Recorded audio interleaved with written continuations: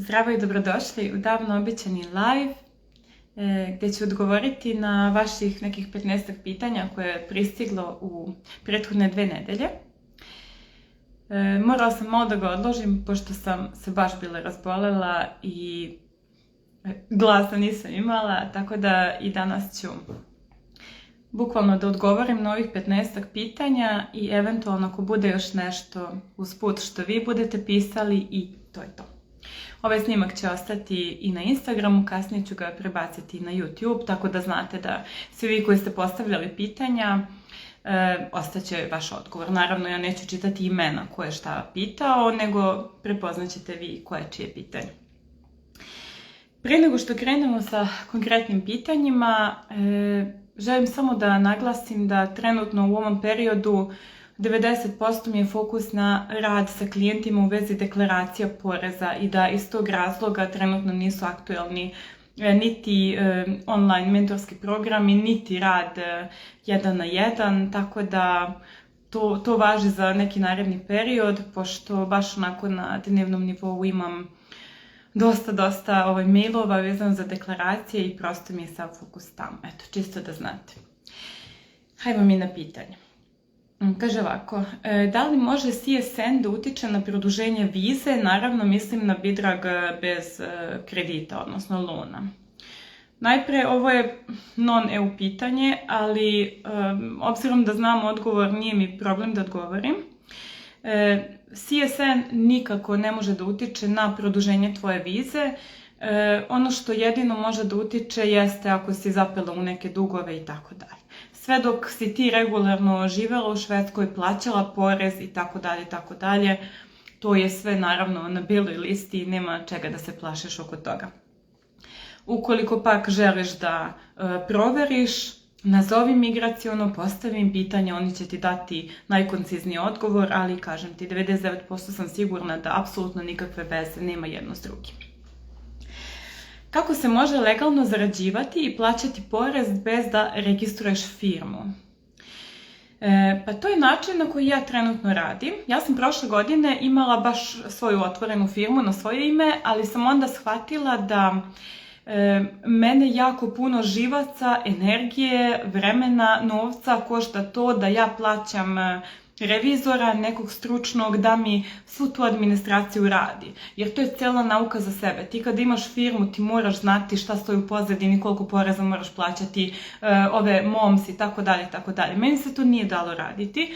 Ja sam iz tog razloga zatvorila firmu i sada radim preko te firme koja bukvalno radi sve to umjesto tebe. Znači oni uzmu 4% poreza, ne poreza, nego prihoda koji klijent uplati, uzmu za sebe kao svoj, kao doprinos njima, a ostatak oni svu administraciju obave umjesto tebe. Uplate SKTV tu koliko treba, uplate tebi posla ostatak koliko treba, sve je zavedeno, sve je belo i to je to. Ima više tih firmi. Ja sarađujem sa firmom Cansolo, također jako dobra firma je Freelance Finance, tako da istražite te dve pre svega. Jako je jednostavno, bukvalno vi treba samo da registrujete fakturu, da izdate račun svom klijentu, sve ostalo oni odrade, uplate vama platu, bukvalno čim klijent njima uplati, oni vama prosleđuju novac, tako da je jako jednostavno i lako. Treće pitanje, preventivni pregledi za oba pola kod lekara. Pa što se tiče muškaraca, nažalost ja mislim da nema ništa onako što je sistemski određeno, nego to mora ići na inicijativu vas lično. A kod žena su to redovni pregledi vezano za, kako se zove, cell proof. To su oni kada vam gledaju da li imate neke, o Bože, sam mi stao mozak. Ali oni papa testovi i sve to što se gleda mimo ultrazvuka. Znači to ide na svake 3 godine i redovni pregledi dojki su, mislim, od 40. godine pa nadalje, opet na nekoliko godina. Ali ono što vi možete uraditi opet jeste da nazovete svoj Vårdcentral, odnosno zdravstvenu ustanovu gdje ste prijavljeni i da pitate konkretno šta vas zanima. I mislim, čak i pregledi koji nisu u toj nekoj rutinskoj, nisu određeni rutinski, vi možete na vaš zahtjev da predložite da vas neko pregleda i zakažete pregled mimo toga. Vas niko ne koči da, na primjer, ako ste žena, vi svake godine odradite taj redovni ginekološki pregled kod vaše babice ili ginekologa. Tako da, opet kažem, ono što je po meni suština ovdje u Švedskoj je da mi moramo da zovemo, mi moramo da jurimo institucije, neće nas niko juriti. A to je ono što ljudi ne rade. To je ono gdje vidim da se ljudi zablokiraju i traže odgovore na sva pitanja po grupama, od komšija i tako dalje, a ne zovu konkretnu instituciju koja je zadužena za to i u čiju je dužnosti da vam da odgovor na vaše pitanje. Mislim, zato ih plaćamo, tako da, ćao Mane, pozdrav i tebi i cijeloj porodici. Sljedeće pitanje. Da li naknadno dobijem porez nakon izmjena utiče na naše buduće deklaracije? To sam više puta dobila to pitanje, obzirom, kažem sad, 90% radim samo sa porezom. Ne, znači, vi kada se preselite u Švedsku, dok vi ne dobijete person numer, dosta vas je već radilo i te pare se negde ne zavedu kako je trebalo zato što Skatteverket nema kompletne informacije o vama. Iz tog razloga vi za tu vašu prvu godinu dobijate često mnogo manje para nego što je trebalo da dobijete. I vi imate u narednih 5 godina kalendarskih pravo da tražite to što vam tada nije bilo isplaćeno i samo da dobijete to što vam tada nije bilo isplaćeno. Dakle, to nikako ne utiče na vaše naredne deklaracije u budućnosti. Da li muž može naplatiti bilo kakav iznos ili umanjenje iznosa što izdržava mene u Bosni? Pa ne, nema na osnovu čega. Vi živite tamo, imate svoj život tamo, mislim, nemate nikakve konekcije sa Švedskom, tako da ne, apsolutno ne. Odakle da krenemo sa dokumentacijom ako se selim u Švedsku bez dobijenog posla? Dakle, ovako, ako još nemaš posla, najbitnije ti je da imaš prijavu na adresu. O tome sam baš pričala u jednom od novih videa, zove se konkretni koraci u početku kada se seliš u Švedsku, tako nešto. Znači, prijava na adresu je prvi i osnovni korak da bi ti negde bio zaveden kao da postojiš u ovoj državi. Sa prijavom na adresu, sa formularom za popunjen samordningsnummer i sa svojim EU pasošem odlaziš u Skatteverket, odnosno Staten Service Center, i tamo predaješ za samordningsnummer. Kao neko ko želi da ostane da živi duže od godinu dana u Švedskoj i da radi. Dakle, znači, nema tu nekih uslova ko dobija, ko ne. Ti, ukoliko si došao u Švedsku, imaš pravo da ostaneš, kao EU državljanin nemaš nikakvih prepreka da ostaneš, predaš za taj samordningsnummer i trenutno je vreme čekanja do 4 nedelje. Šta možeš sa samordningsnummerom? Pa ne puno toga, ali opet je bolje da imaš to nego da nemaš ništa. Opet si jednim korakom u sistemu i, na primjer, neke stvari već možeš od onih silnih stvari sa spiska sa person numerom, već možeš da kreneš da odrađuješ sa SN-om. Tako da je bolje da imaš SN nego ništa. Opet Skatteverket zna da si u državi i zna da postojiš i nekako drugačije gledaju na tebe. Zanima me za nostrifikaciju diploma. Da li se to radi tek kada dobiješ PN ili SN ili može i ranije? Imaš bukvalno jedan moj konkretan video samo na nostrifikaciju diploma.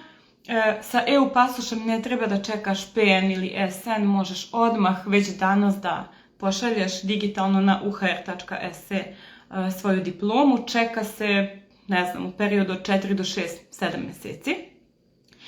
Tako da što vi koji, čak i ako niste sigurni da ćete doći u Švedsku jednog dana, a živite, ne znam, dole, imate EU pasoš, pošaljite, ništa vas ne košta da vam država validira diplomu.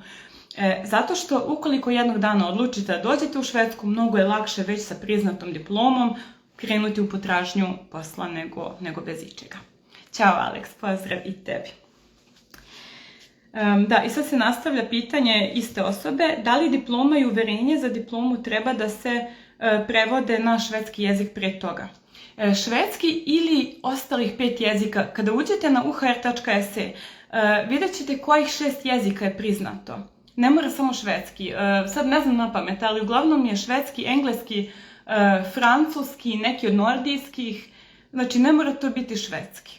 Tako da pogledajte tamo, ali preporučujem da već imate prevedeno, znači to je prvi korak da ukoliko vam je diploma samo na srpskom jeziku ili našem, da prevedete na neki od tih jezika koji su priznati. Ćao Miro, pozdrav i tebi. I naravno sve one dodatke diplomi, prije nego što zaboravim, znači svi oni dodaci gdje su vam opisani predmeti koje ste čitali, učili, također moraju biti prevedeni na engleski jezik ili koji god. I to također morate da priložite uz diplomu, zato što ukoliko to ne uradite, samo ćete prolongirati to vrijeme čekanja odgovora na to da li vam je diploma priznata i u kom stepenu. Kako najlakše i najbrže dobaviti švedsku vozačku dozvolu ili dozvolu koja je priznata u Švedskoj? Postoje 2 načina. Prvi način je da, ukoliko si EU državljanin, prevedeš srpsku na zemlju EU iz koje si, pa onda tu vozačku na švedsku, što je malo komplikovaniji proces, pošto zahteva iskreno i malo ilegalnog u tome, jako često. Drugi način, onaj koji ja trenutno zagovaram, jeste da odeš u jednu autoškolu i kažeš ja sam vozač toliko i toliko godina, ono što ja treba je da položim samo za švedsku vozačku, oni će te testirati 1 ili 2 časova da vide koliko znaš, kako voziš i tako dalje. Znači ti ako si iskusan vozač nećeš prolaziti celu tu školu i plaćati ne znam ja koliko, nego će oni oceniti koliko ti treba časova da im pokažeš šta znaš i onda polažeš testove obavezno. Testove možeš na srpskom polagati. U gotovo svim autoškolama postoji opcija da polažeš testove na našem jeziku. Dakle, polažeš vožnju i polažeš ono što mi nemamo dole na Balkanu, to je vožnja na ledu. Znači, vožnja u posebnim uslovima. Tako da je to po meni mnogo jednostavniji proces da odeš i rešiš to za nekoliko nedelja, nego da sad se baviš time da prevodiš vozačke u 5 država. Čak u nekim grupama, mislim da ima u Srbiji, u Švedskoj, da su ljudi pisali koja su se pitanja ponavljala na tim testovima. Tako da sve imaš tamo.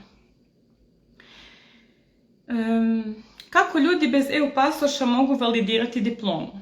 Pa ljudi bez EU pasoša mogu validirati diplomu samo ukoliko imaju člana porodice koji je EU ili koji je već sa dobijenim person numerom, samo u tom slučaju.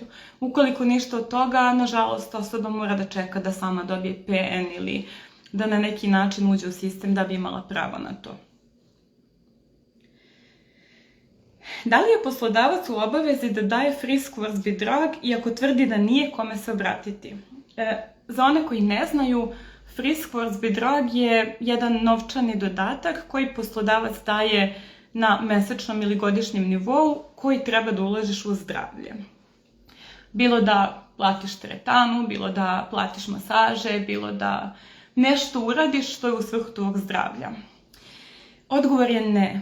Dakle, poslodavci nisu obavezni da daju friskvårdsbidrag, to je njihov izbor prosto. Ozbiljniji poslodavci daju, svi, neke javne institucije, neke ozbiljnije firme, veće, uglavnom svi daju.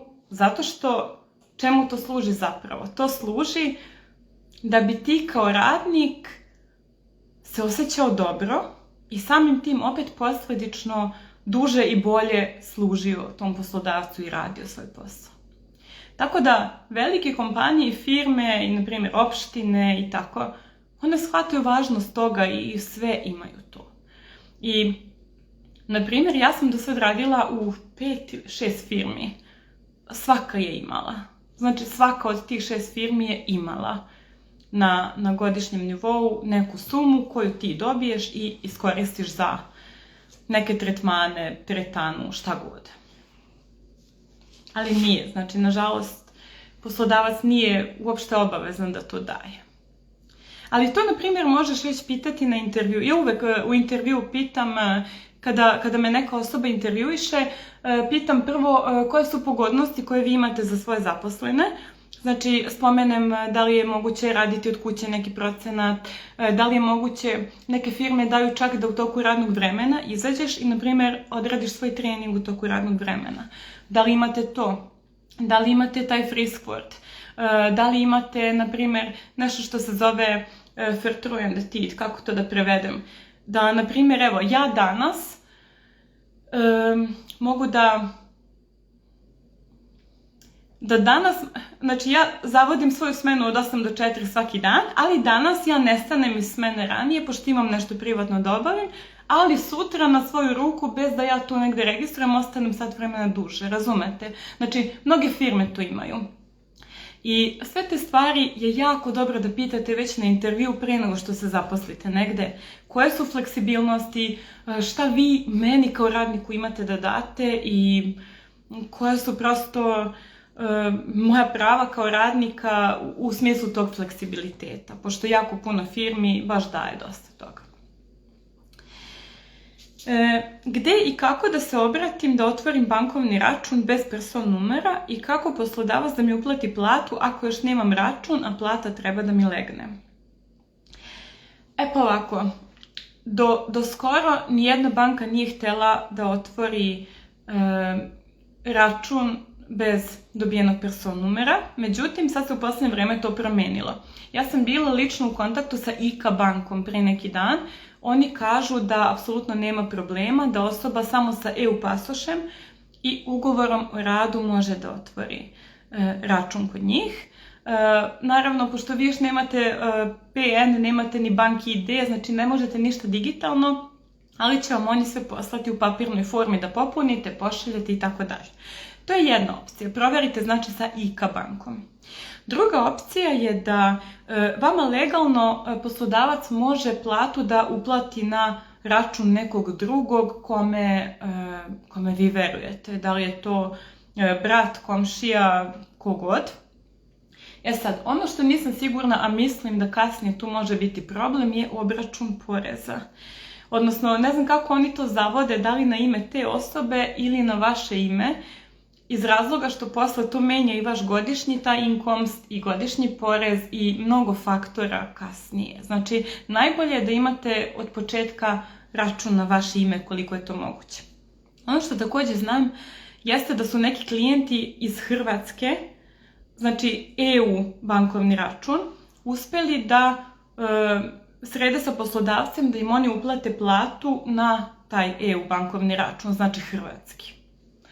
Naravno, znači sve to bi trebalo da traje što kraće, da što pre imate svoj bankovni račun sa svojim imenom i svojim jasnim primanjima. Zato što, kao što znate, sva ta primanja kasnije određuju ceo niz faktora i da ne bi se došli u situaciju da nekom nešto dokazujete, odakle ove pare, gde je ovaj moj deo i tako dalje. Predlažem da napravite spisak svih banki koje postoje u Švedskoj i da nazovete jednu po jednu i da pitate: ja sam sa EU pasošem, imam ugovor o radu, treba da mi legne plata, da li ja kod vas mogu da otvorim račun? Tako da za sada je to samo IKA banka koju sam uspela da vidim. Ja sam pre 5 godina uspela u Handelsbanci da otvorim, samo sa Mornings numerom i sa ugovorom o radu. Međutim, ono što znam je da jedna filijala meni jeste htjela da otvori, dok druge filijale Handelsbanke su bile potpuno zatvorene da to urade. Tako da je to malo onako između redova. Zakon kaže da osoba mora imati PN da bi mogla da otvori račun u banci. I oni, nažalost, tog zakona mogu da se drže ako hoće. A njihova dobra volja je da nekad progledaju kroz prste i kažu: ajde, pošto evo, imaš prihode, otvorit ćemo ti. Ja ovdje nisam vidjela, to je bilo to od ovih pitanja što sam dobila u onom Q&A-u. Nisam vidjela ovdje da je bilo nekih pitanja. Ako imate još nešto, pišite sad brzo u narednih minut, 2 i inače je to to.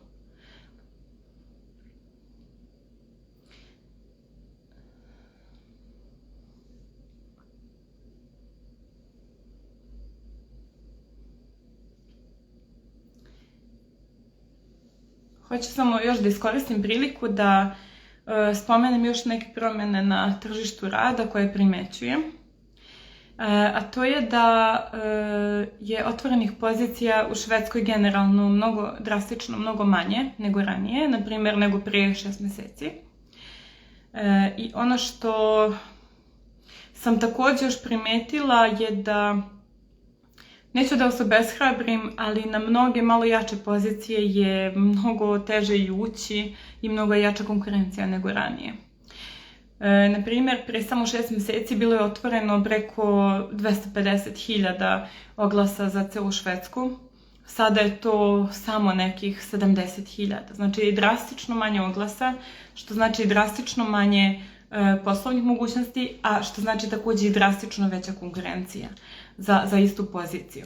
I, na primjer, kada sam ja dobila posao u opštini Malme u maju mesecu, nas 70 je konkurisalo za tu jednu poziciju, a bilo pozvao nas 3 na intervju. A sada je statistika bukvalno za isti tip poslova negde između 150 i 200 ljudi se prijavi za jednu takvu poziciju. Tako da, čak i za nas koji smo dugo već na tržištu rada i pričamo tečno jezik, nekako je, baš se onako treba izglancati CV, propratno pismo i pripremu kako bismo ušli na neke jače pozicije. Vidjela sam tu još 2 pitanja, odgovaram na njih i to je to za danas. Da li znaš nekog našeg stručnjaka ekonomije vezano za prenos novca sa Balkana? Neda Mićić ti je ekonomista, vidi sa njom, ona bi trebala to da zna. Znači, Nedeljka, firma Progress for Business, ako želiš napisat ću ti. Uglavnom Neda koja se bavi otvaranjem firmi, ona je ekonomista po struci, ona je jako dugo radila kao ekonomista prije nego što je prešla na rad samo za otvaranje firmi. Tako da, Nedeljka Mićić. Da li mogu da živim sa mužem u Švedskoj? On ima švedski pasoš i dobili smo familije bevis. Pa da, da. Nadam se da si predala sve u migracionu što treba za spajanje porodice, taj, kako se zove, boravišnu karticu. I ništa, ti dokle god ti je partner tu, dokle god ste vi zajedno, ti bez problema možeš da živiš u Švedskoj. Ali kažem, sva non-EU pitanja i sva pitanja vezano koje uključuju migraciono, Radmila Stanić vam je stručnjak za to i najbolje da nju angažujete da vam da odgovore na pitanja i pomogne oko konkretnih procesa. Super, toliko za sada, ljudi, pošto grlo me i dalje malo zeza. Osjećam da je dovoljno za danas. Ostaće ovaj snimak ovdje i bit će na YouTube-u, a mi se čujemo u nekom sljedećem videu. Ćao!